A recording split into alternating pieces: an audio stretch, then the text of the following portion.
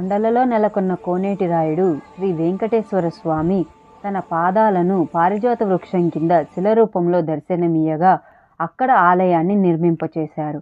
ఆ ఆలయమే గోకుల తిరుమల పారిజాతగిరి శ్రీ వెంకటేశ్వర స్వామి వారి దేవస్థానం. జంగారెడ్డిగూడెం పశ్చిమ గోదావరి జిల్లాలో ఉంది. ఈ ఆలయానికి ఘాట్ రూటు ద్వారాను మెట్ల మార్గం ద్వారా ఈ ఆలయానికి చేరుకోవచ్చు. ఈ ఆలయం ప్రతిరోజు ఉదయం 6 నుండి 1 గంట వరకు, మరలా తిరిగి 3:30 నుండి రాత్రి 8 వరకు తెరిచి ఉంటుంది.